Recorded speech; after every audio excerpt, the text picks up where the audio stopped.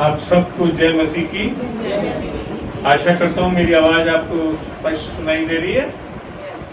बहुत अच्छा लग रहा है काफी दिनों बाद उस कलीसिया में आने के लिए, जिस कलीसिया को एक तरह से शुरुआत में हमने स्थापित करवाया और आगे बढ़ते गए और रुकोगे नहीं, बढ़ती जाएगी कलीसिया। आप मेरे को रोजाना कई लोग रात को तो देखते ही हो जूम मीट पे मेरे को और आंटी को, और निस्संदेह आज अचानक ही हमारा प्रोग्राम बना और अच्छा लग रहा है आप लोगों के साथ संगति करने की। और जैसा मैं सुनता रहता हूँ कि जिस तरह से आप लोग सीखते हो, यहाँ पे आगे बढ़ रहे हो प्रभु में, ये परमेश्वर का काम है। और आज मैं इसी बात पे चर्चा करना चाहूँगा कि विश्वासी में क्या चीज होना चाहिए, बदलता जाना चाहिए। विश्वासी में क्या चीज बदलता जाना चाहिए। अच्छे लोग मुंह के बैठ जाओ, अच्छा गर्दन में दर्द हो जाएगी। सबसे पहले मैं निवेदन करूंगा मेरी भाई पीरा को एक छोटी सी प्रार्थना करें।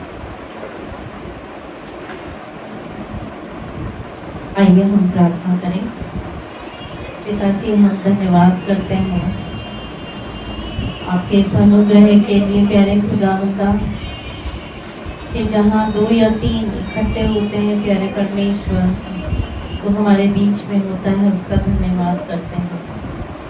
धन्यवाद करते हैं इस प्यारी कलीसिया, जो इस प्यारे झुंड के लिए, जिसको तो प्यारे खुदावंदा आगे और बढ़ाने जा रहा है, फैलाने जा रहा है, क्योंकि इसकी नींव सुसमाचार की सामर्थ्य पर टिकी है। सुसमाचार के अंदर सामर्थ्य है अपने में ही कि खुदावंद बहुत ढेर सारे फल लाए और दाएं बाएं पर नीचे बढ़ती जाए। प्यारे परमेश्वर, इस कलीसिया के अंदर तेरा प्रेम, तेरा विश्वास और तेरी आशा की गहरी नींवें स्थापित हो। और धन्यवाद करते हैं एक एक के जीवन के अंदर सत्य की आत्मा कार्य करे और हर प्रकार का झूठ, हर प्रकार का शैतान का भ्रम की दुष्ट शक्तियां प्रभु यीशु तेरे नाम से नाश हो। एक एक को नम्र कर प्यारे खुदावंदा, सब प्रकार की कठोरताएं नष्ट हो जाए, ताकि क्योंकि तेरा वचन कहता है 3 जन परमेश्वर से बहुतायत से प्राप्त करते हैं। हृदयों को प्यारे खुदावंदा, हम सब के हृदयों को प्रभु तू दीन और नम्र बना। ऐसा पवित्र आत्मा का काम हो ताकि हम तेरे सही मंदिर बन सके, जहाँ पे पिता, पुत्र, पवित्र आत्मा का अधिकाई से निवास और हम गवाह ठहरे। यीशु के नाम से मांगते हैं, आमीन। थोड़ा कम कर दो ताकि आवाज थोड़ा कम कर दो।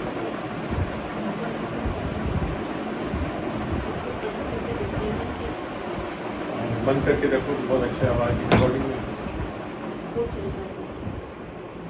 थोड़ी गर्मी सहले। रिकॉर्डिंग में बिना बात में बहुत आवाज है। चलिए,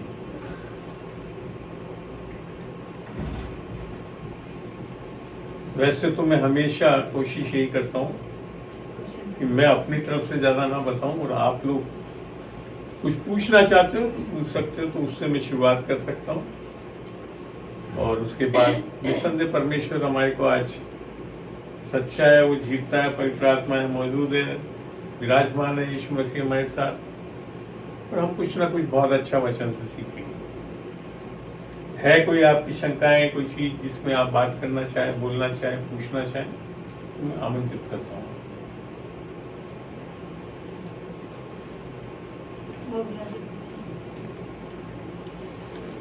चलिए, बहुत अच्छी बात है। नहीं पूछना तो बहुत अच्छी बात है, बच गया मैं।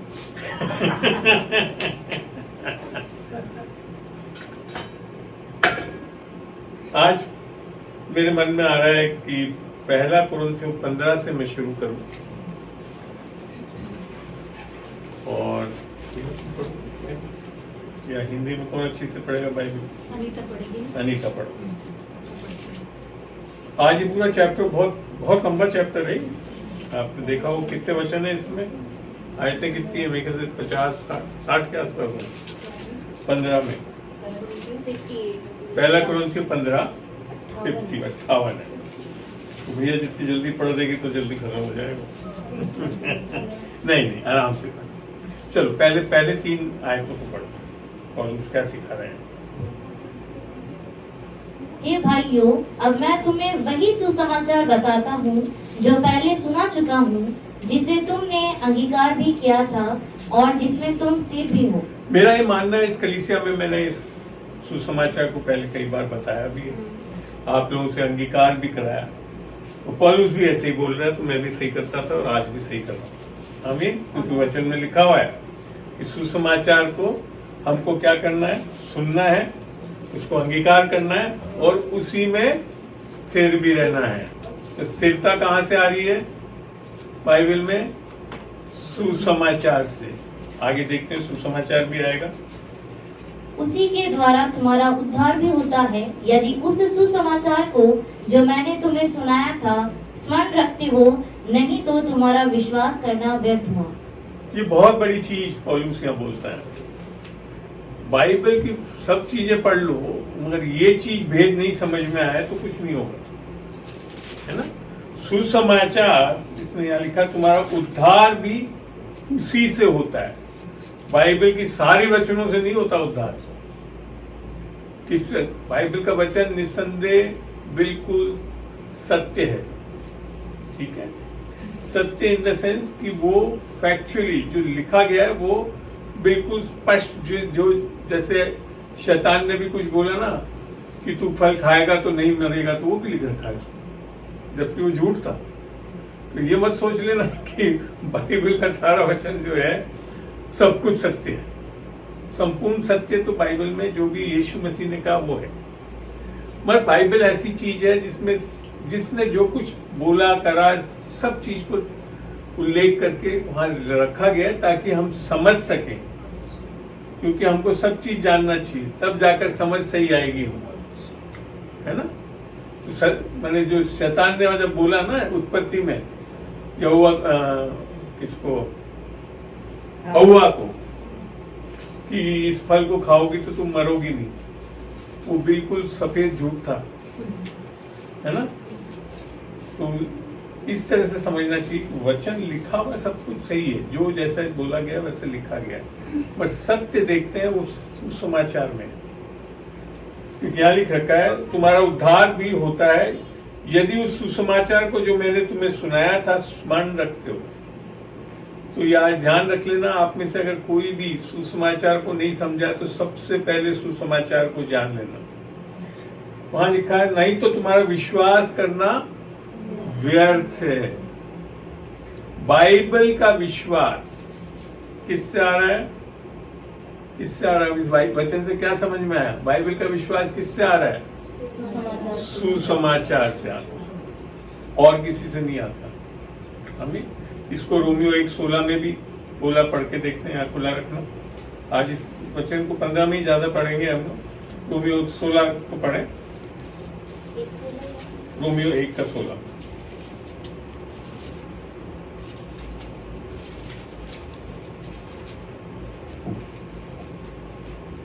क्योंकि मैं सुसमाचार से नहीं लजाता, इसलिए कि वह हर एक विश्वास करने वाले के लिए, पहले तो यहूदी फिर यूनानी के लिए उद्धार के निमित्त परमेश्वर की सामर्थ है। मैंने सबके लिए क्या है? वो सामर्थ है। बाइबल की सामर्थ कहां से आ रही है? पवित्र आत्मा। और पवित्र आत्मा कहां से मिलता है? सुसमाचार को सुनने से, अंगीकार करने से, विश्वास करने से। पहला कुरिन्थियों 15:3 में फिर आगे पौलुस ने बोला, इसी कारण मैंने सबसे पहले तुम्हें वही बात पहुंचा दी जो मुझे पहुंची थी कि पवित्र शास्त्र के वचन के अनुसार यीशु मसीह हमारे पापों के लिए मर गया और गाड़ा गया और पवित्र शास्त्र के अनुसार तीसरे दिन जी भी उठा। तो ये है सही सुसमाचार पवित्र शास्त्र के अनुसार। निस्संदेह आपको जीवन में आप लोगों के साथ स्वयं खुद के साथ भी ऐसा चीज हुआ होगा। यीशु मसीह ने स्वप्न में दर्शन दिया, स्वर्गदूत ने दे दिया, ऐसी चीजें होती है, अच्छी बात है, परमेश्वर की ओर से ही है वो। मगर सुसमाचार क्या है? पवित्र शास्त्र के अनुसार यीशु मसीह हमारे पापों के लिए मारा गया, गाड़ा गया और पवित्र शास्त्र के अनुसार तीसरे दिन जी भी उठा। तो ये तीन चीज होना बहुत जरूरी था, है ना? अब ये होना काय के लिए जरूरी था, ये कभी कोई सोचा आप लोगों ने? है बहुत इंपॉर्टेंट चीज है, मगर ऐसा इससे हो क्या गया? कोई सोच के बता सकता? क्योंकि हम बड़े आराम से बोल देते हैं, हाँ हम सुसमाचार को बोल भी देते हैं, अंगीकार भी कर लेते हैं, पर तब भी उसकी गहराई को कभी पहचाना कि ये क्या हुआ इससे कि यीशु मसीह हमारे पापों के लिए मर गया, फिर वो गाड़ा गया और पवित्र शास्त्र के अनुसार तीसरे दिन जी भी उठा। इससे हो क्या गया ऐसा? कभी सोचा आपने? इसके लिए समझना बहुत जरूरी है दो आदम की कहानियों पूरी रूप से। एक तो है पहला आदम और दूसरा आदम कौन है? दूसरा आदम यीशु मसीह, ठीक है ना? तो पहला आदम जो है वो कहां से सजित हुआ था? पढ़ना इसी 15 का 45%। ऐसा ही लिखा भी है कि प्रथम मनुष्य अर्थात आदम जीवित प्राणी बना और क्या बना? जीवित प्राणी बना। हाँ, और अंतिम आदम जीवनदायक आत्मा बना। ये है फर्क। पहला आदम जीवित प्राणी बना, इसको देखते हैं, बाइबल से ही देखना चाहिए बना कैसे, ये भी समझना चाहिए कैसे बन गया जीवित प्राणी। पढ़ें उत्पत्ति 2:7। आज मैं आपको वो तरीके से उसमें से समझाना चाहता हूं कि हमको आखिर यीशु मसीह में आकर होना कैसा चाहिए। आदम में हम क्या थे और यीशु मसीह में हम क्या बन गए हैं, ये समझाना चाहता हूं जी। 2:7। तब यहोवा परमेश्वर ने आदम को भूमि की मिट्टी से रचा। किससे रचा? भूमि की मिट्टी से रचा और उसके नथनों में जीवन का श्वास फूंक दिया और आदम जीवित प्राणी बन गया। नथनों में जीवन का श्वास फूंक दिया और वो फिर जीवित प्राणी। अब हमने यहाँ पे भी पढ़ा था ना कि प्रथम मनुष्य अर्थात आदम जीवित प्राणी बना। ये वहां पे हुआ उत्पत्ति में जब परमेश्वर ने श्वास फूंका मट्टी से बनाकर, तो वो जीवित प्राणी बन गया। और अंतिम आदम अर्थात यीशु मसीह जीवनदायक आत्मा बना। मगर जब ये जीवित प्राणी बना तो इसमें क्या हुआ था? परमेश्वर ने जो फूंका था वो उसकी आत्मा को फूंका था।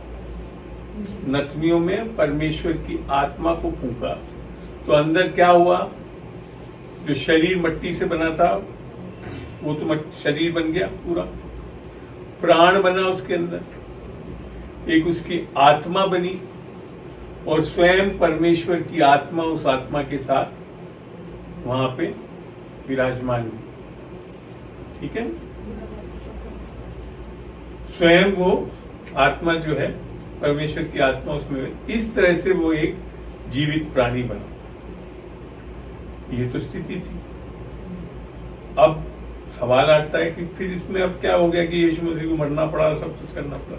हुआ क्या ऐसा जिसके कारण यीशु मसीह को आकर उसके हमारे लिए मरना पड़ा? यहां देखना पड़ता है कि हमको जब उत्पत्ति में ही देखते हैं, उत्पत्ति 2:16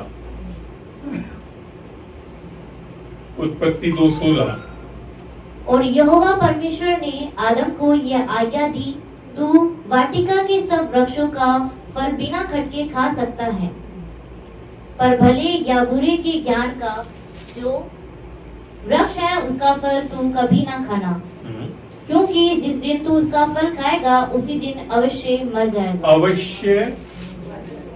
और हुआ यही,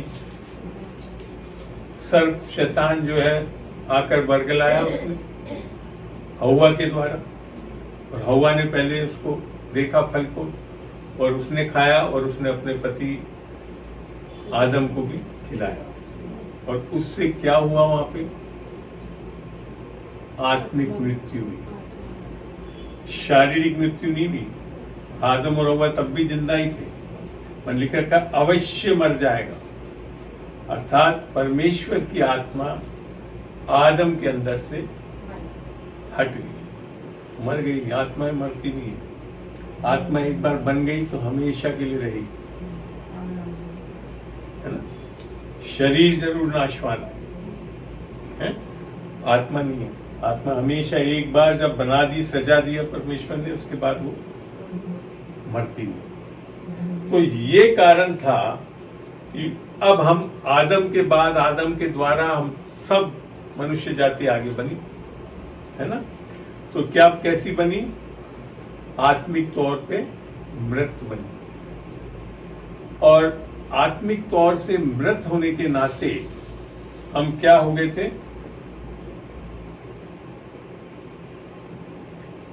15:47 पढ़ना,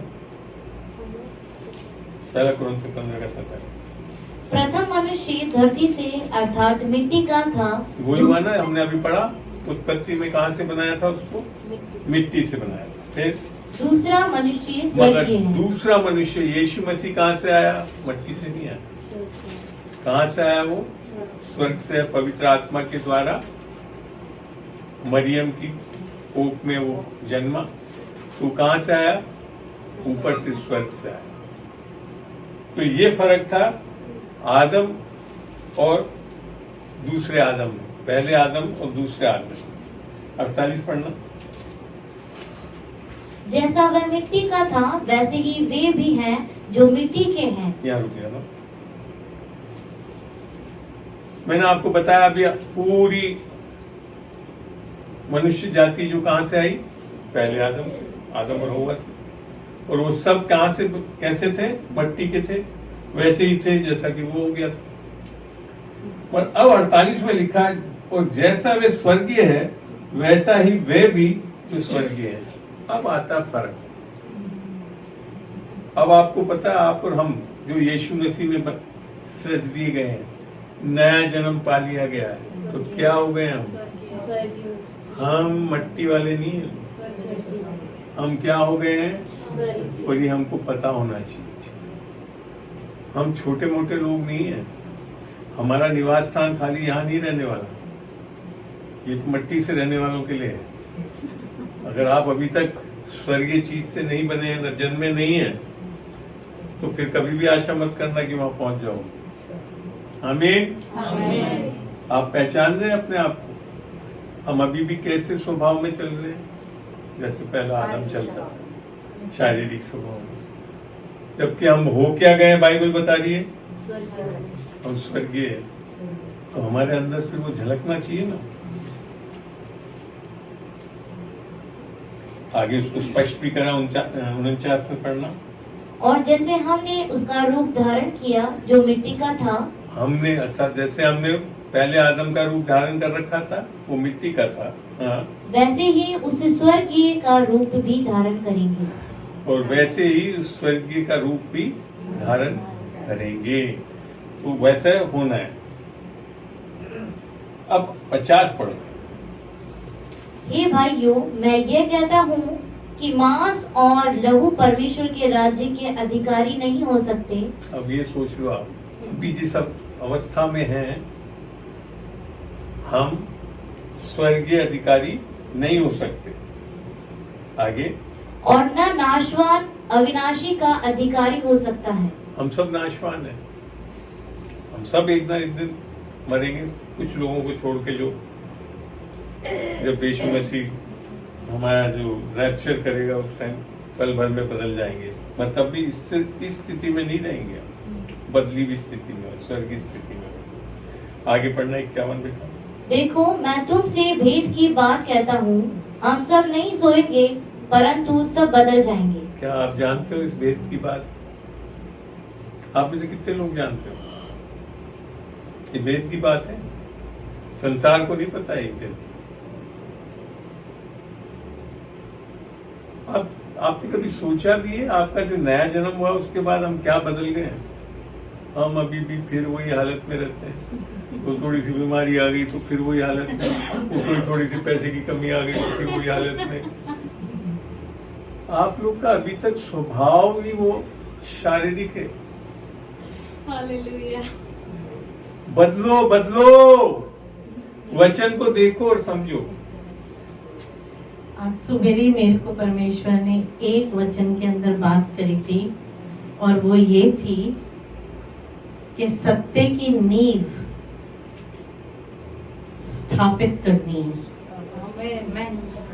सत्य की नींव, सत्य की आत्मा है हमारे पास जो पवित्र आत्मा है, और वही उसके साथ, पवित्र आत्मा के साथ, मदद के साथ, सहायक के साथ, सत्य का वचन की नींव, मैं जो बोल रही हूँ नींव, तो मतलब आज सपोज करो मेरे इस घुटने में दर्द है, पर मैं यहाँ पे सत्य को कैसे स्थापित करूंगी? मुंह से बोलकर, क्योंकि सत्य यहाँ पे गहराई से दिखना चाहिए कि यीशु के कोड़े खाए जाने से मैं चंगी हो गई हूँ। ये सत्य को स्थापित करना है। जो दिख रहा है उसको नकारना है। और सत्य क्यों? क्योंकि सत्य के अंदर एक शक्ति है, एक सामर्थ है ना? वो सामर्थ जो है उसको हमको स्थापित करना है, क्योंकि हम अपने कानों से शैतान का झूठ भी सुनते हैं। अरे नहीं होगा,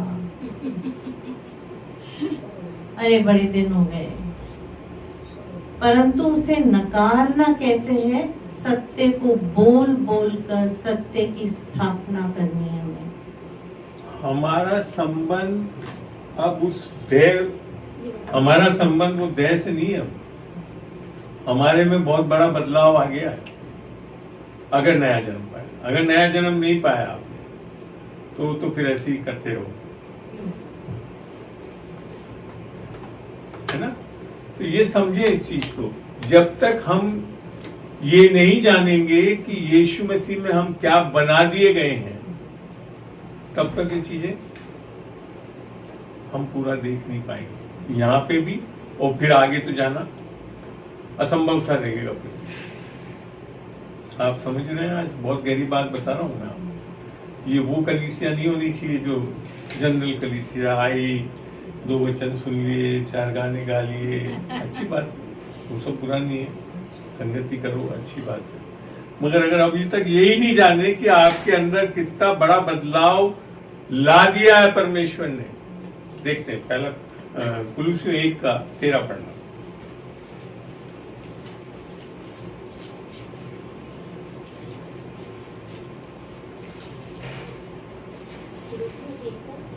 जी, उसी ने हमें अंधकार के वश से छुड़ाकर, ध्यान से सुनिए, किसने? मैंने, आपने? इन्होंने ये अंकल ने?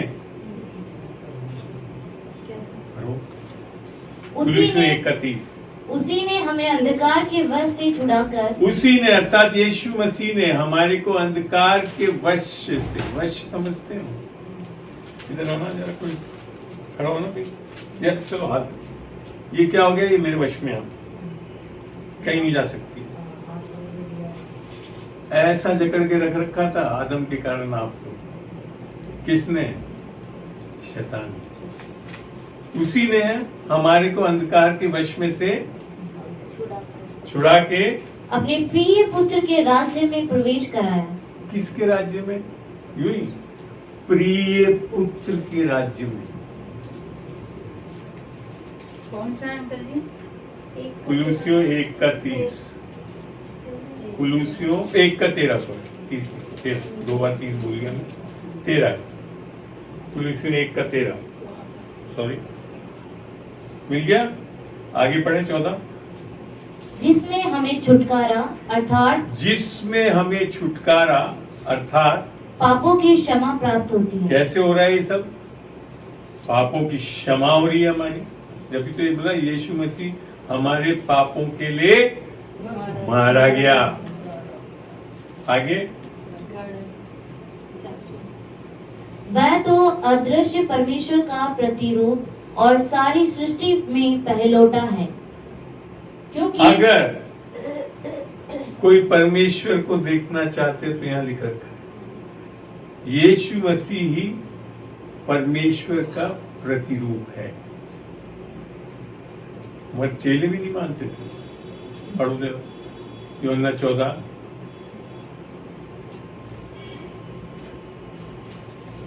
छह से पढ़ना शुरू करो। ये चेले 3.5 साल तक रात दिन यीशु मसीह के साथ चलते थे, फिरते थे, घूमते थे। 14 का 6 से पढ़ना शुरू करो। यीशु ने उससे कहा, मार्ग और सत्य और जीवन में ही हूँ, बिना मेरे द्वारा कोई पिता के पास नहीं पहुँच सकता। बड़ा स्पष्ट बोल दिया, मैं ही मार्ग, मैं ही सत्य, मैं ही जीवन हूँ, मेरे बगैर कोई परमेश्वर के पास नहीं, बोला पिता के पास नहीं पहुंच सकता। फिर आगे, यदि तुमने मुझे जाना होता तो मेरे पिता को भी जानते, और अब उसे जानते हो और अब उसे देखा जानते भी। हो और देखा भी है, क्योंकि यीशु मसीह को देख लिया तुमने। यही चीज तो था कि अभी हमने पढ़ा क्या वहां पे, कि वो परमेश्वर का प्रतिरूप है। आगे, फिलिप्पुस ने उससे कहा, अब देखो चेले जी का हाल। हे प्रभु, पिता को हमें दिखा दे, यही हमारे लिए बहुत है। आप और हम में से भी अभी भी ऐसी है। हालेलुया। यीशु मसीह के बारे में सब कुछ पता होने के बाद भी नहीं, पिता को देख लें।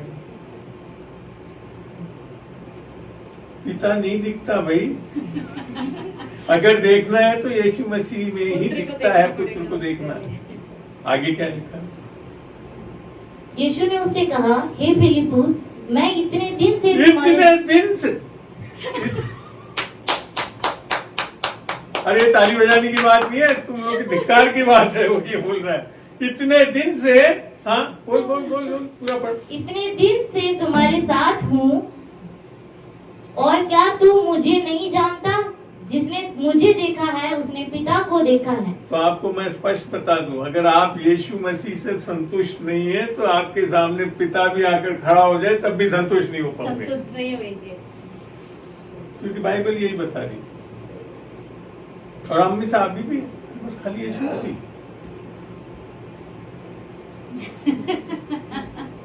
जब आप ऊपर भी जाओगे ना तो वहां जो पिता है वो और कोई नहीं है, वो यीशु मसीह है।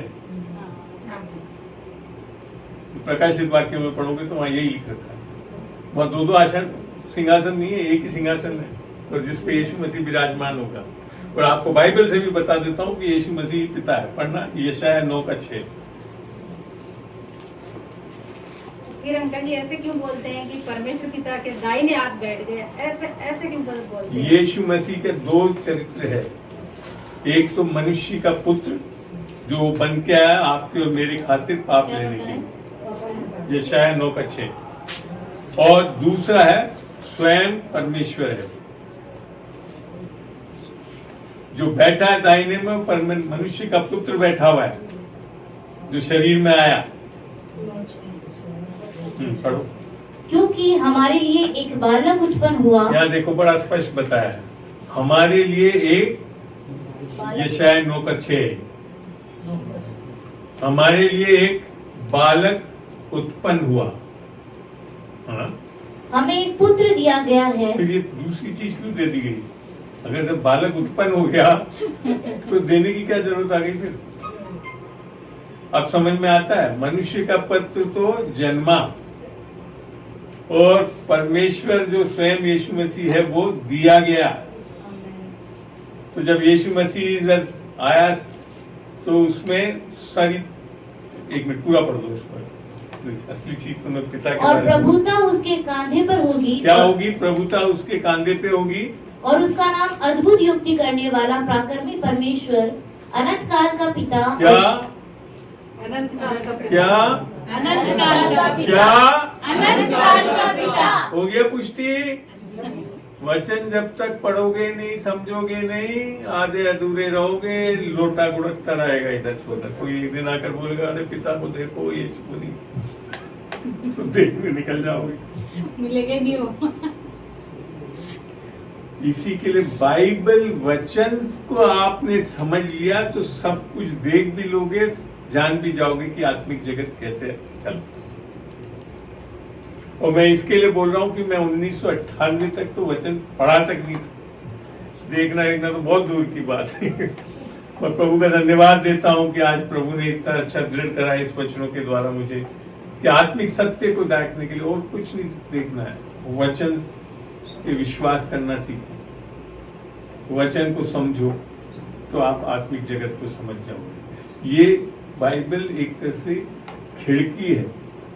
अगर आपको आत्मिक जगत देखना तो इसको खोलो, पवित्र आत्मा को बोलो और पूछो प्रभु प्रकाशन दे, प्रकाशन की आत्मा दे, तब जानोगे। तो आगे पिता का बड़ा स्पष्ट वचन से एक बार इसको पूरा पढ़ दो। पढ़ लो। और शांति का राजकुमार रखा जाएगा। शांति का राजकुमार वही यीशु मसीह आपके अंदर आ गया तो क्या है? शांति आ जानी चाहिए। पढ़े 14:27। और ये वो नहीं है जो मोबाइल में देख देख के, व्हाट्सएप पे देख के शांति आ जाती है आप लोगों को। उससे कभी शांति नहीं आएगी, क्योंकि उसमें आधा से ज्यादा तो झूठ है, सत्य तो है ही नहीं। पढ़ो। मैं तुम्हें शांति दिए जाता हूँ। क्या बोलता है यीशु मसीह? यूहन्ना 14:27। हाँ, मैं तुम्हें शांति दिए जाता हूँ, अपनी शांति तुम्हें देता हूँ। तो ये शांति कोई अच्छी सोच या समझ नहीं है, ये बाकायदा एक, आप बाकायदा महसूस कर सकते हो, ऐसी शांति है, वो दे जाता हूँ कर। फिर जैसे संसार देता है मैं तुम्हें नहीं देता। संसार में शांति भी मिलती है, मजा आता है कि बहुत फिल्म देखते हो तो बहुत देर अच्छा लगता है, मगर जैसी फिल्म बंद हुई या बिजली चली गई बीच में तो सारी शांति खत्म हो जाती है। पर यहाँ क्या लिख रखा है? पढ़ो। जैसे संसार देता है मैं तुम्हें नहीं देता, तुम्हारा मन व्याकुल ना हो और ना डरे। ये एक और गारंटी है, इस संसार में तो डर है, खौफ है, व्याकुल हो जाओगे, है ना? एकदम से सुबह सुबह व्हाट्सएप पे देखोगे क्या आज आ गई ऐसी बीमारी, कोविड, और फिर कांपने लगो। हर तरह में लग जाएंगे। ऐसा नहीं है यीशु मसीह की शांति, स्थिर रहो, क्योंकि वो ये सही सच्ची शांति, और वो है शांति का राजकुमार यीशु मसीह, जो हमारे अंदर आना चाहिए नए जन्म। जब तक आपका नया जन्म नहीं होगा आपके अंदर शांति है ही नहीं। कभी रोजाना संसार में घूमते हुए भटकते, डरते हो, पलाना देखते हो चीज, और जितना आप संसार की चीजें, न्यूज और ये देखते रहोगे, सारा भ्रम, भय, ये सब आएगा। इसके लिए मैंने तो बंद कर दिया, जिस दिन रिटायर हुआ उसके बाद तो न्यूज़पेपर ही नहीं मंगाता हूं मेरे घर में, न्यूज चैनल नहीं लगाता हूं मैं। आजकल ये यूट्यूब और उस पर भी आते हैं, देखा आपने? कभी देखा कोई न्यूज सुबह बोला हुआ शाम को बदल जाता है? और इससे शांति नहीं आएगी। इसमें जितने आप डूबते रहोगे ना, इसमें परेशान हो जाओगे आप। बेहतर है, ये है असली संदेश। अगर कोई न्यूज है तो गुड न्यूज है, बाइबल में पढ़ो, इसको समझो, और बताता हूं शांति कैसे बढ़ती है। पढ़े 2 पत्रस 1 1 से लेकर 3 तक पढ़ेंगे। दूसरा पत्र से 1,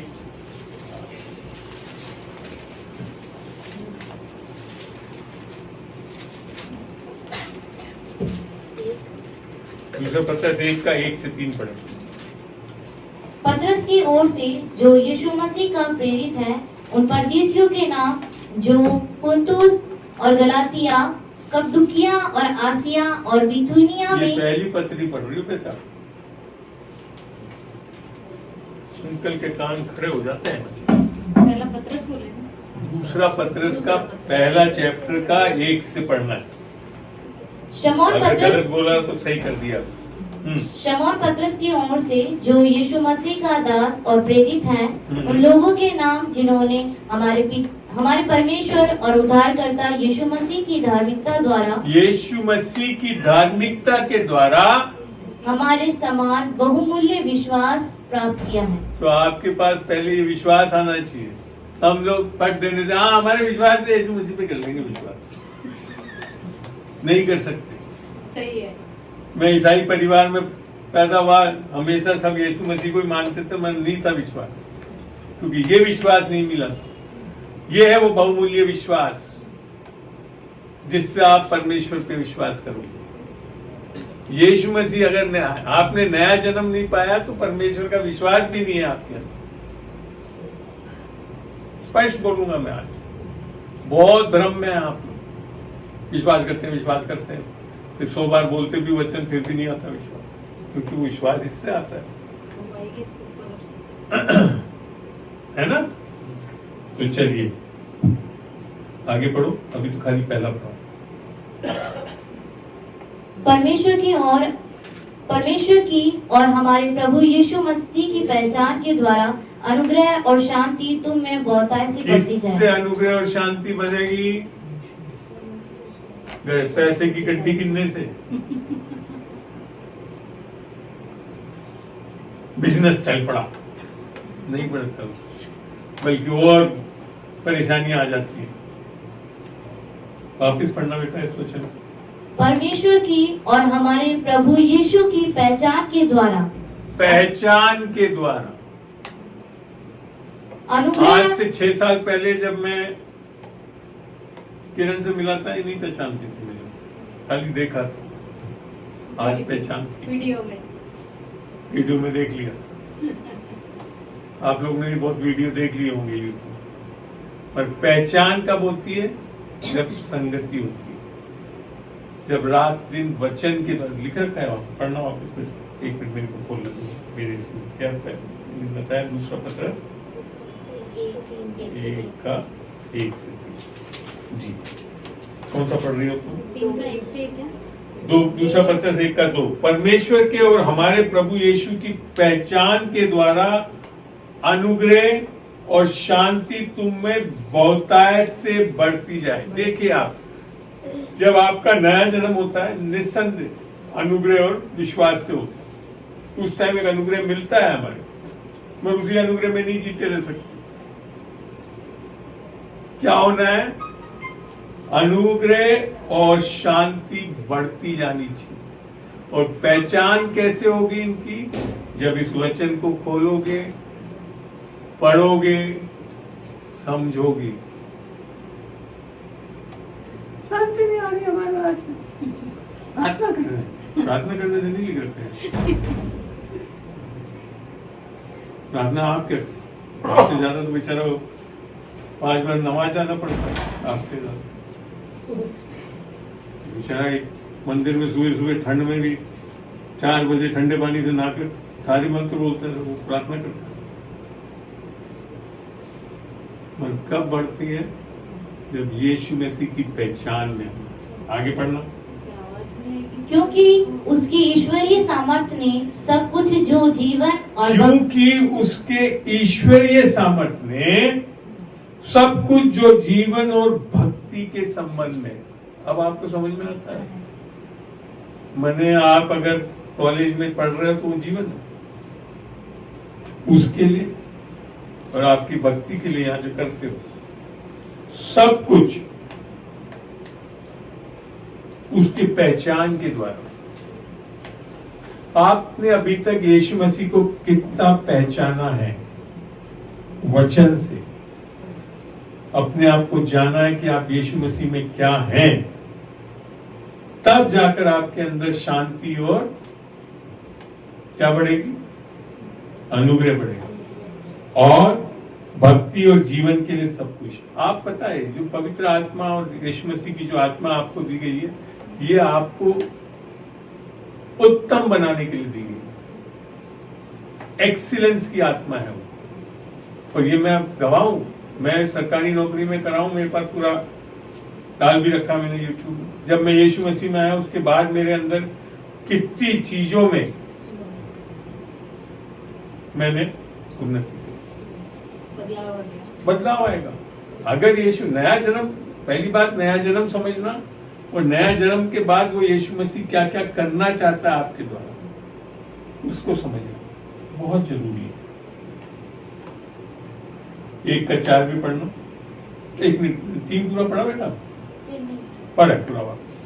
क्योंकि उसकी ईश्वरीय सामर्थ्य ने सब कुछ जो जीवन और भक्ति से संबंध रखता है, हमें उसी की पहचान के द्वारा दिया है, जिसने हमें अपनी ही महिमा और सद्गुण के अनुसार बुलाया है। किसने बुलाया? आपने नहीं। आप नहीं आ गए यीशु मसीह के बाद, उसने आपको चुन लिया। हम सोचते हैं हमने चुन लिया यीशु मसीह, नहीं, बाइबल तो ऐसा नहीं बताती। आपने उसका सुसमाचार जरूर सुना, वो आपको बुलावट देता है उसकी ओर, चुनता परमेश्वर। पढ़ना चाहे तो पढ़े, यूहन्ना 15 का 16 पढ़े।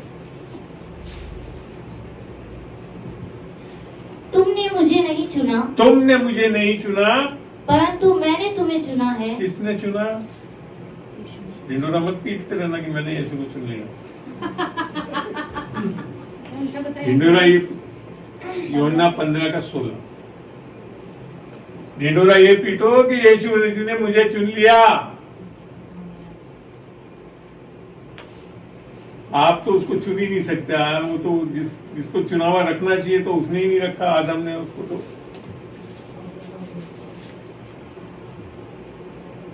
शैतान बहुत जबरदस्त पीछे लगा हुआ है कि यीशु मसीह आप लोगों को, मगर यीशु मसीह ने जगत से पहले ही हम सबको चुन लिया, हमको खाली उसे ग्रहण करना है। पढ़ते हैं यूहन्ना सुसमाचार 1 का। थोड़ा सा एक सवाल है मेरा, इसमें लिखा तुमने मुझे नहीं चुना परंतु। चलो पूरा पढ़ो उस वचन, पूरा पढ़ो। हाँ, सवाल पूछ रहे हैं आप? तुमने मुझे नहीं चुना, परंतु मैंने तुम्हें चुना है और तुम्हें नियुक्त किया है कि तुम जाकर फल लाओ और तुम्हारा फल बना रहे, कि तुम मेरे नाम से जो कुछ पिता से मांगो वह तुम्हें दे। यहाँ खाली नियुक्त लिख रखा है। बाइबल में जब अंग्रेजी का पढ़ोगे तो वहां लिखा आई हैव अनॉइंटेड यू, अभिषेकित किया है। अर्थात आपको वो तैयार भी कर रहा है परमेश्वर।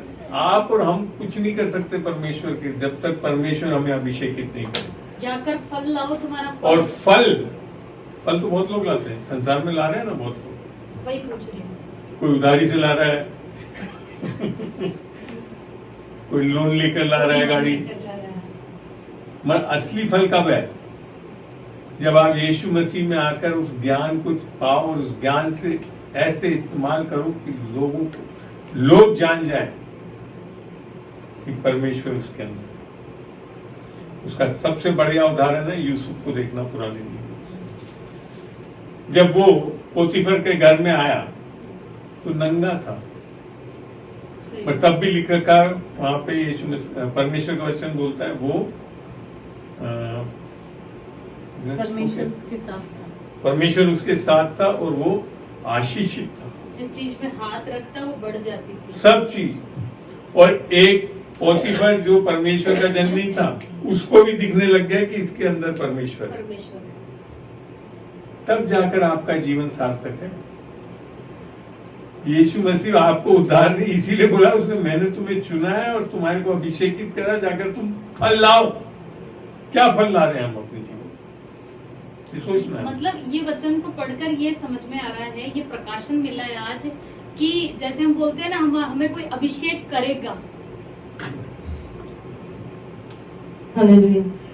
हमें कोई अभिषेक करेगा, लेकिन यहाँ पे जो ये वचन कह रहा है कि तुम जाकर क्या पूरा पढ़ती हो, तुमने मुझे नहीं चुना परंतु मैंने तुम्हें चुना है। परमेश्वर ने हमको चुना है और तुम्हें ठहराया है ताकि तुम जाकर फल लाओ, तुम्हारा फल बना रहे, कि तुम मेरे नाम से जो कुछ मांगो पिता तुम्हें दे। तो ये ऑलरेडी हमारे लिए सारी चीजें परमेश्वर ने करके रखी है। अब ये चीज हम लोग जो मुझे समझ में आया अभी, कि हम लोगों से जाके हाथ रखवा लेंगे या कोई हमें सिखा भी देगा। जैसे अंकल इतने सालों से हमको सिखाते आ रहे हैं ना, 2018 से मैं संगति में हुई, इनके सिखाते आ रहे, फिर भी कहीं ना कहीं ऐसी चीज है कि छूट रही है ना।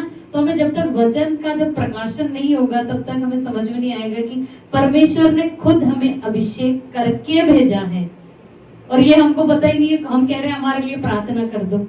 आप तो अभी नया जन्म पा चुके हो, ये जो चेले थे ये नया जन्म।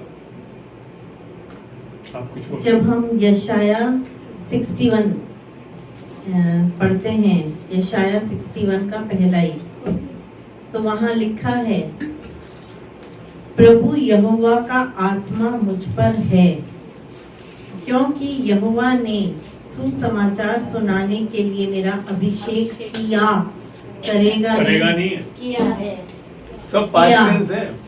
और मुझे इसलिए भेजा कि खेदित मन के लोगों को शांति दूं, बंधुओं के लिए स्वतंत्रता और कैदियों के लिए छुटकारे का प्रचार करूं।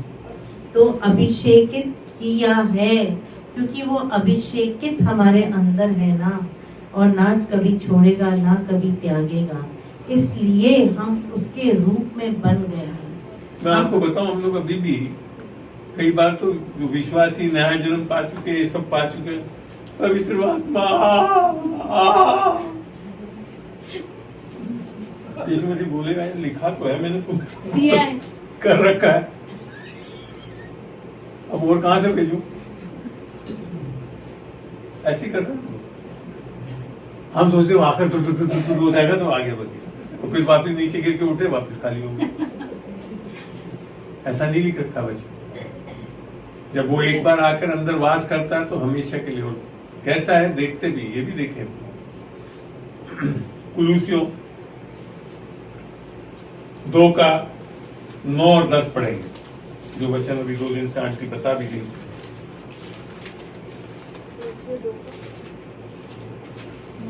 9-10। क्योंकि उसमें ईश्वरत्व की सारी परिपूर्णता सदैव वास करती है। ये तो यीशु मसीह के बारे में लिखा है, और तुम हिंदी बाइबल में तो ईश्वर के लिए, मैं कहता हूँ परमेश्वर। ईश्वर नहीं है यीशु मसीह, परमेश्वर है। परमेश्वर की सारी परिपूर्णता उसमें वास करती है। फिर आगे, और तुम उसी में भरपूर हो गए हो, जो सारी प्रधान। क्या लिख रखा? भरपूर हो गए हो गए हो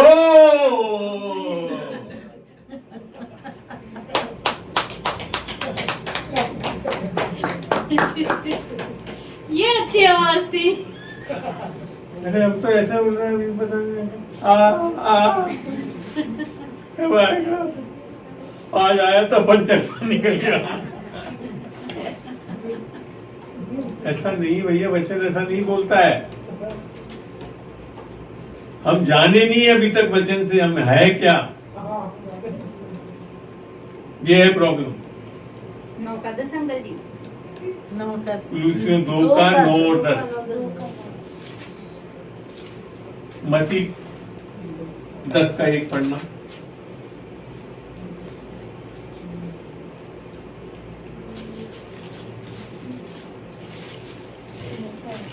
मती 10 का 1।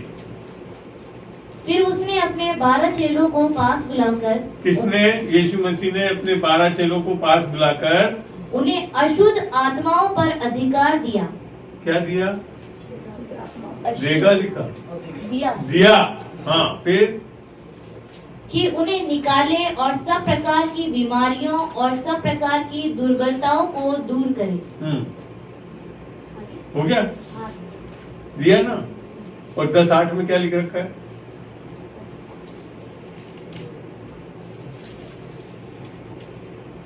बीमारों को चंगा करो, मरे हुओं को जिलाओ, कोढ़ियों को शुद्ध करो, दुष्ट आत्माओं को निकालो।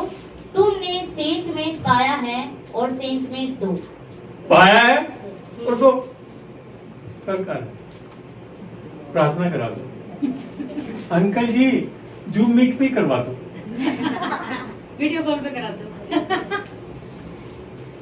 कब आएगी हमारे को समझ ये? और ये तो तब है जबकि उन्होंने नया जन्म नहीं पाया था। कुछ बोलो सर। नया जन्म नहीं पाया था तभी मिल गया था ये तो अधिकार। आप और हम तो नया जन्म पाए हुए पूरे ठोक ठोक के भरे हुए, और ऊपर से लिख रखा जीवन के सोते के जल बह निकलेंगे। हमारे यहाँ से तो एक तुर्री भी नहीं दिख रही। सही है। दुख होता नहीं। कब हम विश्वासी इस वचनों को समझेंगे और आगे बढ़ेंगे? ऊपर से और बोल देंगे कि आपने शायद उस हाथ रखा तो शायद उसमें से आपके अंदर आ गया। ये सब भी सिखा देते हैं लोग।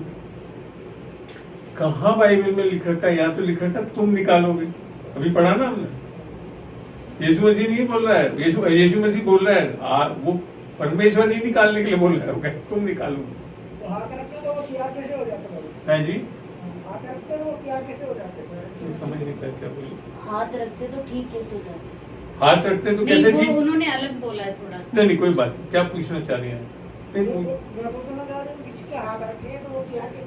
ठीक कैसे हो जाता है? पढ़ते हैं वचन से, वचन जान जाओगे तुम करने लग जाओगे। तो पढ़ो, सीखो। नहीं आता, पढ़ना नहीं आता तो बुलाओ, एक एक जन को बिठाओ। बच्चा है कोई आपके घर में? नहीं, एक मिनट। वो करती है, हाथ रख के दुआ करती है और होती है चीजें, ठीक होते हैं लोग। हाँ तो ये जानना है ना। आज सिखाता हूँ वचन से। पढ़ो मरकुस 16। अरे बहुत अच्छी बात है। आप तो ऐसा है, मैं एक बार वहाँ गया था उड़ीसा में, नहीं लास्ट टाइम वहाँ गया था ना। हाँ ये दिखाता हूँ आपको इसके कारण। अभी एक मिनट, एक वचन से मरकुस लास्ट चैप्टर 16 उसका 15 से पढ़ना शुरू करो। और उसने उनसे 21 तक कहा, पढ़ेंगे, धीरे धीरे पढ़ना।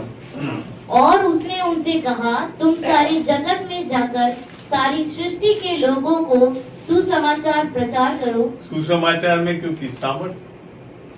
अब आगे, जो विश्वास करे और बपतिस्मा ले उसी का उद्धार होगा, परंतु जो विश्वास न करेगा वह दोषी ठहराया जाएगा। आगे, विश्वास करने वालों में ये चिन्ह होंगे। तो आपने अगर उद्धार पा लिया है तो ये तो तरीका है जानने के लिए कि पा लिया है कि नहीं पा लिया, क्योंकि चिन्ह ही यही है। अगर आप कह रहे हो कि मैंने यीशु मसीह का उद्धार पा लिया है तो चिन्ह बताएं बाइबल में। आगे पढ़ो। कि वे मेरे नाम से दुष्ट आत्माओं को निकालेंगे, नई नई भाषा बोलेंगे, सांपों को उठा लेंगे, और यदि वे प्राणनाशक वस्तु भी पी जाए तो भी उनकी कुछ हानि ना होगी। वे बीमारों पर हाथ रखेंगे और वे चंगे हो जाएंगे। ये तो अपने लिए लिखा। ऐसा करते हो ना आप? हाँ। और फिर होता है अब कि अभी आपको देखो, अब ये भी मैं बता दूं, वो आगे हो कैसे रहा वो भी समझाया है। आगे पढ़ो, 21 तक पढ़ो। प्रभु यीशु उनसे बातें करने के बाद अरे पढ़ बेटा, अलग नहीं हुआ। अंकल के चैलेंज मत करा कर। 21 का ही जो भी आगे पढ़ते जाओ उसके। प्रभु यीशु उनसे बातें करने के बाद स्वर्ग पर उठा लिया गया और स्वर्ग पे उठा लिया गया। अभी बोली था ना बहन, दाहिने हाथ में बैठा, वो यीशु मसीह जो शरीर में आया था ना, वो उठा लिया गया। फिर और परमेश्वर की दाहिनी ओर बैठ गया। मिल गया।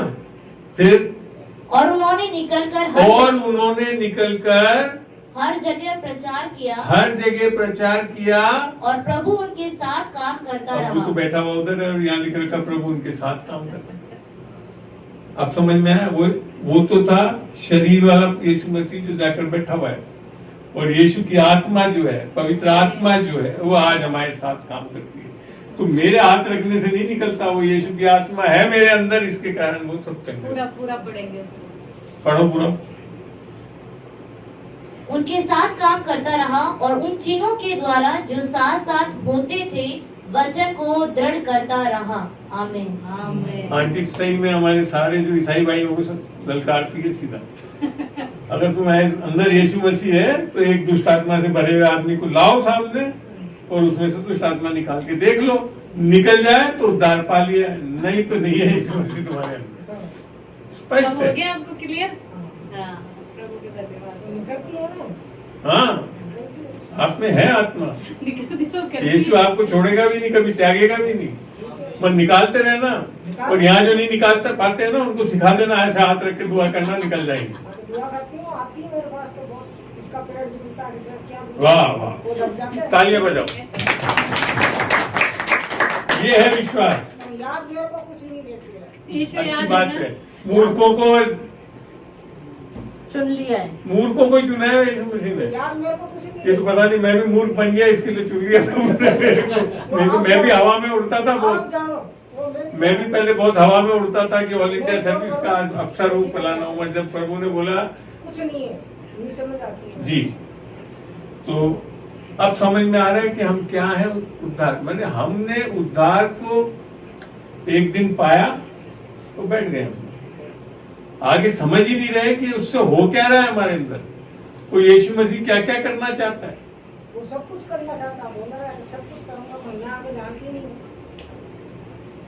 चलिए, तो अब समझ में आ रहा है आपको भूल जाते क्या हम, बस एक मिनट शांत है कि जो चीज आपको जब तक आप वचन से जानोगे नहीं आप क्या हैं। बहन आपको भी बोल रहा हूँ विशेष कर, सुन रही हैं आप, बाइबल पढ़ती भी है आप। अभी दिया अंकल जी मैंने पिछले संडे को इसको। वो एक्चुअली आपने खाली नया नियम दिया, इसीलिए बेचारी पुराना नियम की चीजें निकाल ही नहीं पाई, है ना। आपके पास खाली नई वाली नीली वाली है। देंगे देंगे पूरी पूरी बाइबल देना, देंगे।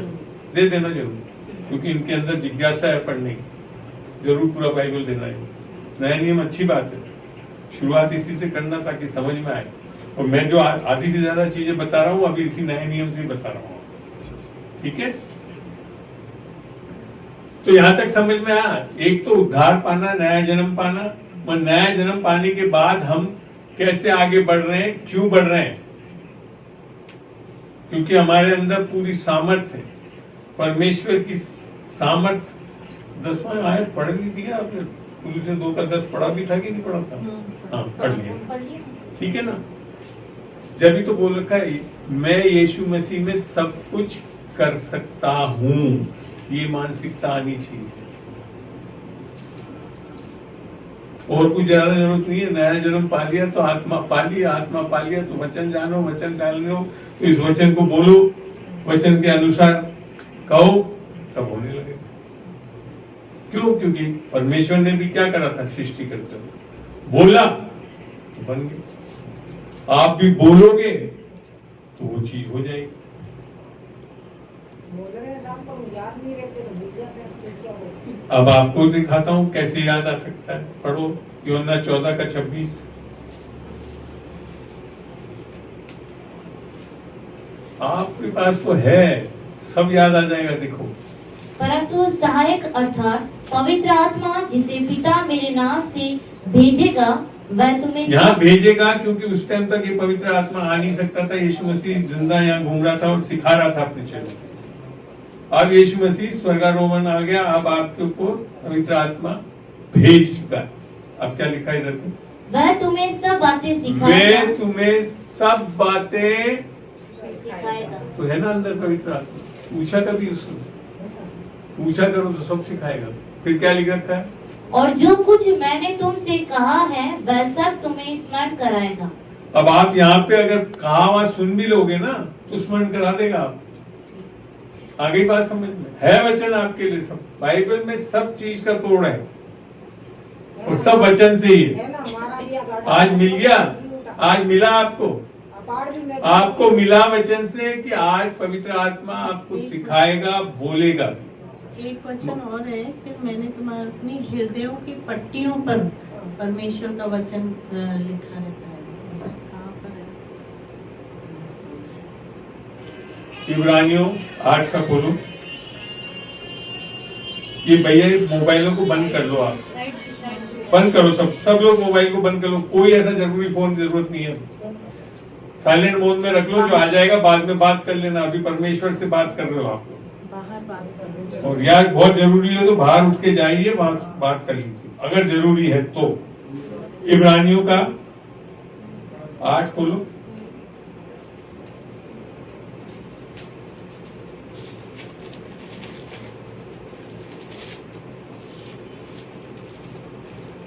आठ का 10, 8 का 10। पढ़ो पढ़ो बिल्कुल। फिर प्रभु कहता है आंटी मेरे से बड़ी गुरु है, कि जो वाचा मेरे लिए मत में इंतजार करो। उन दिनों के बाद इज़राइल के घराने के साथ बांधूंगा वह यह है कि मैं अपनी व्यवस्था को उनके मनों में डालूंगा और उसे उनके हृदयों पर लिखूंगा, और मैं उनको उनका परमेश्वर ठहरूंगा और वे मेरे लोग ठहरेंगे। कौन लिखना चाहता है? परमेश्वर लिखना चाहता है। आमीन।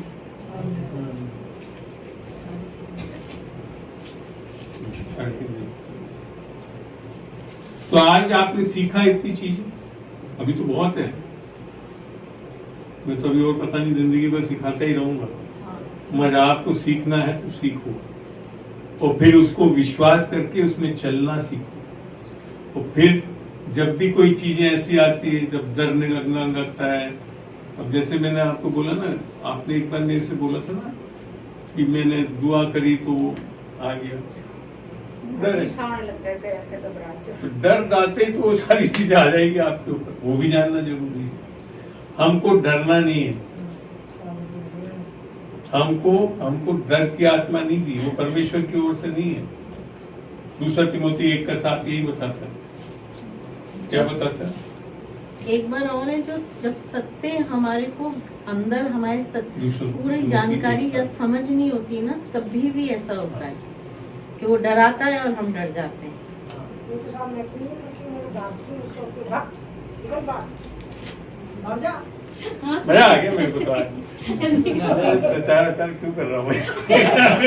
यहाँ तो मेरी गुरु बैठी हुई। दूसरा विश्वास से कर। क्योंकि परमेश्वर ने हमें भय की नहीं। 2 तिमोथी 1:7 आज सबसे ज्यादा सुमन ने लिखा है। वो लिखती है हर संडे में, बोला हुआ सबको लिखती है। क्योंकि परमेश्वर ने हमें भय की नहीं पर सामर्थ और प्रेम और संयम की आत्मा दी है। खाली एक ही बोला कि क्या नहीं दी है, साथ में ये भी बताया क्या क्या दी है। एक भय की आत्मा तो दी नहीं, और साथ में 3 आत्माएं दे दी। क्या? सद्बुद्धि, संयम और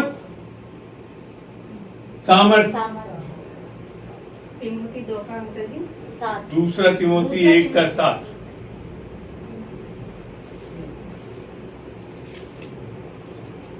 एक और कलीसिया बनाने वाली बन रही है। हाँ, आमीन। तुम बहुत जल्दी सुमन आगे बढ़ने वाली है। बिल्कुल बिल्कुल, थैंक यू। प्रभु तैयार कर रहा है। अब हमारे को ये बताया गया है कि जरा रुक जाओ, 3:30 हो गए हैं। अभी नहीं। 4 बज के 10 मिनट पे निकाल देना दीदी, नहीं टाइम हो जाएगा। नहीं, फिर। नहीं। थोड़ी देर हम प्रार्थना भी करेंगे, सब करेंगे।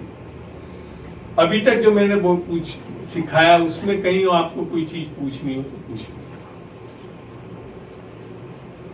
इन्हीं को आप बिल्कुल जो सत्य अपन ने सीखा है, इन्हीं को मन के अंदर सत्य की नींव बना लें कि और ये- मेरे हृदय के अंदर, मेरी हृदय की पट्टियों पे परमेश्वर ने स्वयं लिखा है ना। मुझे डर की आत्मा नहीं दिए, मुझे भय की आत्मा नहीं दिए, मुझे परमेश्वर ने प्रेम की, सद्बुद्धि की और अधिकार की आत्मा दी है। तो ये सत्य को क्या है, हमारे दिल दिमाग में बोल बोल के बैठाना है हमें, ताकि हमारा मन इन वचनों के द्वारा नया हो जाए। जब वचनों के द्वारा नया मन हो जाएगा तो एक स्थिरता आएगी, एक नींव डलेगी, सत्य काम करेगा। नहीं तो हमारे को कोई बहका सकता है, शैतान का झूठ, भ्रम की आत्मा हमें बहका सकती है। परंतु जब सत्य की नींव हमारे अंदर बैठ जाएगी कि नहीं, ये परमेश्वर का वचन है, कभी टलेगा नहीं, ये परमेश्वर का वचन है, ये सामर्थ्य, ये आत्मा प्राण शरीर कूदे कूदे हड्डी तक मेरे जाएगा, ये परमेश्वर का जीवित वचन है, स्वयं परमेश्वर, स्वयं आग है ना, जो कार्य करेगा। तो प्रभु जो है उसका वचन कभी टलता नहीं है। वचन में ये भी लिखा है, स्वर्ग और पृथ्वी टल जाएगी परंतु मेरा वचन कभी नहीं टल। इतनी अटल चीज को हमारे दिमाग में, हमारे हृदय में स्थापित करना जरूरी है। तो आज जो मैंने सिखाया वो ये समझाना चाहता हूँ, निस्संदेह सबसे पहले हमको सुसमाचार से नया जन्म होना चाहिए, पवित्र आत्मा हमारे हृदय में बसावट करनी चाहिए, फिर साथ में हमको आग का बपतिस्मा लेना चाहिए, क्योंकि उससे पूरा शरीर हमारा और प्राण भी परमेश्वर के अधीनता में आ जाता है, और फिर हम क्या हैं यीशु मसीह में पता पड़ जाता है। और यीशु मसीह के जैसे मैंने सिखाया, आज जो यीशु मसीह जैसे बाइबल में लिख रखा, पहला यूहन्ना 2:6 में लिख रखा था, पढ़ी एक मिनट उस वचन को, पहला यूहन्ना 2:6। इसके लिए बोल रहा हूँ क्योंकि आप अगर बोल रहे हो कि हमने यीशु मसीह को ग्रहण कर लिया, तो बाइबल बता दी यीशु मसीह क्या कहना चाहते हैं। पहला यूहन्ना 2:6 पढ़े। जो कोई ये कहता है कि मैं उसमें बना रहता हूँ, मैं उसमें बना रहता हूँ, उसे चाहिए कि आप भी वैसा ही चले जैसा वह चलता था। आप भी वैसा ही चले। जैसा तो कैसे चलता था यीशु मसीह? दुष्ट आत्मा निकली, हाथ रखा, शंगे हो गए। दुष्ट आत्मा दूसरा आकर देखते, आज से हमारे भी साथ आने के लिए आ गया, ऐसा चलने वाला। और मैंने तो ये सब अनुभव करा हुआ है अपने जीवन में। दुष्ट आत्मा से अरे परमेश्वर का बेटा आ गया, बेटा। मेरे जीवन में ये सब चीज अनुभव करा मैंने, तब आज विश्वास है कि मैं सचमुच में यीशु मसीह का बेटा हूँ। दुष्ट आत्मा ही बताएंगे सही में आपको कि आप परमेश्वर के बेटे हो, क्योंकि पौलुस के नाम से जब वो गया, यीशु के नाम से निकालने गया, तो कहा यीशु को जानता हूँ, पौलुस को जानता हूँ, तू कौन है? दुष्ट आत्मा जानती है आप उद्धार पाए हुए हैं कि नहीं पाए। आप स्वयं नहीं जाने तब भी दुष्ट आत्मा जरूर जान जाती है। आमीन। बिल्कुल आप लोग निस्संदेह इसमें बने रहे।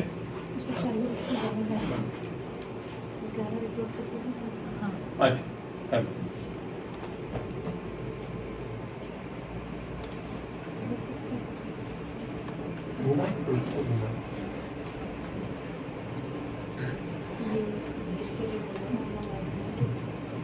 गुड्डू आजे खड़े हो जाओ। एक मिनट इसको बंद कर दो। आंखों ने देखा नहीं और मन ने जाना नहीं, आंखों ने देखा नहीं,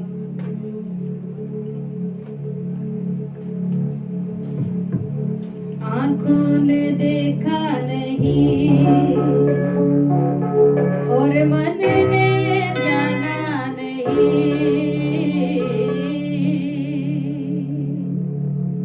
आंखों ने देखा नहीं और मन ने जाना नहीं,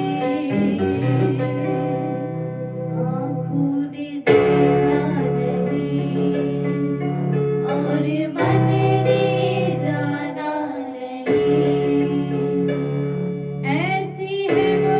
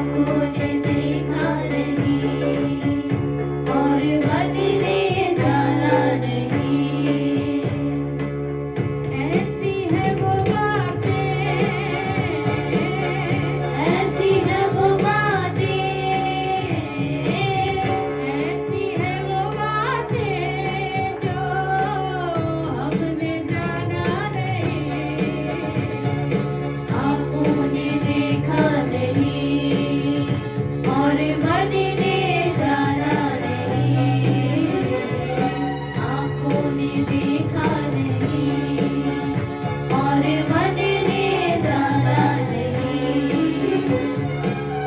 मैं गुनहगार था मगर तू समझदार था। मैं गुनहगार था मगर तू समझदार था। मैं गुनहगार था मगर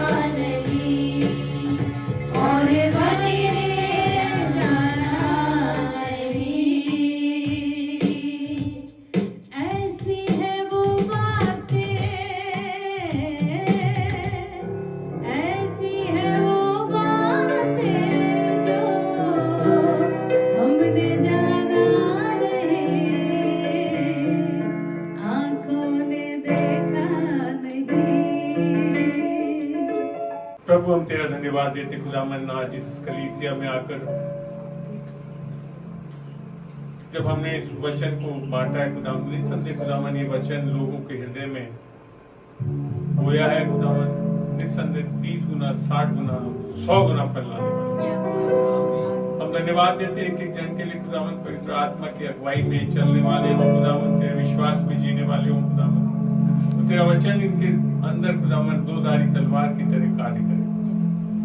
इन्हें हम आशीष बोलते हैं, जयवंत बोलते हैं, शालोम बोलते हैं, और इन्होंने जो भेंट दी है खुदावन वो भी तेरे ग्रहण योग्य रहे खुदावन, और तेरे राज्य के लिए, इस कलीसिया के उन्नति के लिए ये बोया जाए खुदावन, ताकि ये बहुत आगे बढ़े खुदावन, और बहुत से लोगों को तुझ में लाने वाले हो सके। धन्यवाद देता हूँ एक जन के लिए, यीशु के नाम से हम आशीष बोलते हैं, आमीन। पिता परमेश्वर का प्रेम, पवित्र आत्मा यीशु मसीह का अनुग्रह और पवित्र आत्मा की सहभागिता इस कलीसिया में हमेशा बनी रहे, यीशु के नाम से।